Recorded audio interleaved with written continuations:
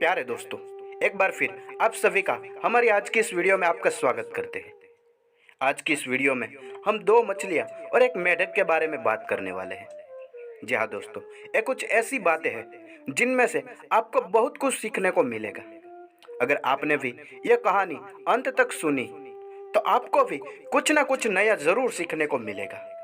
इससे पहले मैं आपको गुजारिश करना चाहता हूँ, अगर अभी तक आप हमारे चैनल में नए हैं तो हमारी इस चैनल को सब्सक्राइब जरूर कर दें और इस वीडियो को पसंद आए तो वीडियो को लाइक करना मत भूलना। इसी के साथ शुरू करते हैं हमारी आज की इस कहानी को। एक तालाब में शतबुद्धि यानी कि 100 बुद्धियों वाली मछली और एक सहस्त्र बुद्धि यानी कि 1000 बुद्धियों वाली मछली नामक दो मछलियां रहती थी। उसी तालाब में एक बुद्धि नामक मेढक भी रहता था। एक ही तालाब में रहने के कारण तीनों में अच्छी मित्रता थी। दोनों मछलियों शतबुद्धि और सहस्त्र बुद्धि को अपनी बुद्धि पर बड़ा अभिमान और वे अपनी बुद्धि का गुणगान करने से कभी नहीं चूकती थी।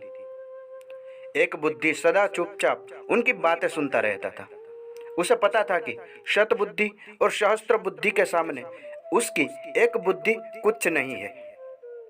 एक शाम वे तीनों तालाब के किनारे वार्तालाप कर रहे थे। तभी समीप के तालाब में मछलियां पकड़कर घर लौटते हुए मछुआरों की बात उनके कानों में पड़ी। वे अगले दिन उस तालाब में जाल डालने की बात कर रहे थे, जिसमें शतबुद्धि, सहस्त्रबुद्धि और एक बुद्धि रहता था। यह बात ज्ञात होने की तीनों ने उस तालाब में रहने वाली मछलियों और जीव जंतु को सभा बुलाई और मछुआरों की बातें उन्हें बताई। सभी चिंतित हो उठे और शतबुद्धि और सहस्त्र बुद्धि से कोई उपाय निकालने का अनुयायी करने लगे। सहस्त्र बुद्धि सबको समझाते हुए बोली, चिंता की कोई बात नहीं है। दुष्ट व्यक्ति की हर कामना पूरी नहीं होती। मुझे नहीं लगता कि वे आएंगे। यदि आ भी गए तो किसी न किसी उपाय से मैं सबके प्राण की रक्षा कर दूंगी।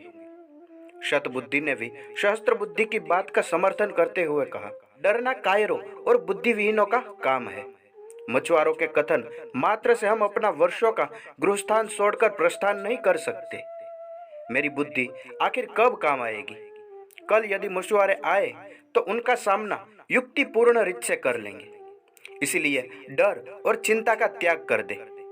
तालाब में रहने वाली मछलियां और जीवों को शतबुद्धि और सहस्त्र बुद्धि के द्वारा दिए गए आश्वासन पर विश्वास हो गया। लेकिन एक बुद्धि को इस संकट की घड़ी में पलायन करना उचित लगा। अंतिम बार वह सबको आगाह करते हुए बोला, मेरी एक बुद्धि कहती है कि प्राणों की रक्षा करनी है तो यह स्थान छोड़कर अन्यत्र जाना ही सही है। मैं तो जा रहा हूँ, आप लोगों को चलना है तो मेरे साथ चले। इतना कहकर वह वहां से दूसरे तालाब में चला गया। किसी ने उस पर विश्वास नहीं किया और शतबुद्धि और सहस्त्र बुद्धि की बात मानकर उसी तालाब में रहने लगे। अगले दिन मछुआरे आए और तालाब में जाल डाल दिया। तालाब की सभी मछलियां उनमें फंस गई। शतबुद्धि और सहस्त्र बुद्धि ने अपने बचाव के बहुत प्रयत्न किए, किंतु सब व्यर्थ रहा। मछुआरों के सामने उनकी कोई युक्ति नहीं चली और वे उनके बिछे हुए जाल में फंस ही गए। जाल बाहर खींचने के बाद सभी मछलियां तड़प तड़प कर मर गईं। मछुआरे भी जाल को अपने कंधे पर लटकाकर वापस अपने घर के लिए निकल पड़े। शतबुद्धि और सहस्त्र बुद्धि बड़ी मछलियां भी थी, इसीलिए मछुआरों ने उन्हें जाल से निकालकर अपने कंधे पर लटका लिया था। एक बुद्धि ने दूसरे तालाब से उनकी यह दुर्दशा देखी तो सोचने लगा, अच्छा हुआ कि मैं एक बुद्धि हूँ और मैंने अपनी एक बुद्धि का उपयोग करके अपने प्राणों की रक्षा कर ली। शतबुद्धि या सहस्त्र बुद्धि होने की अपेक्षा एक बुद्धि होने से भी अधिक व्यवहारिक है।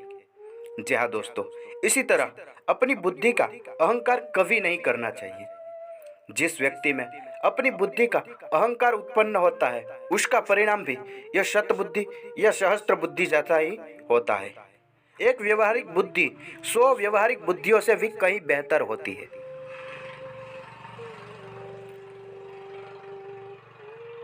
और इसी बात को हमें अपने जीवन में भी उतारना चाहिए। इसके बारे में आपकी क्या राय है? हमें कमेंट करिएगा, अवश्य बताइए।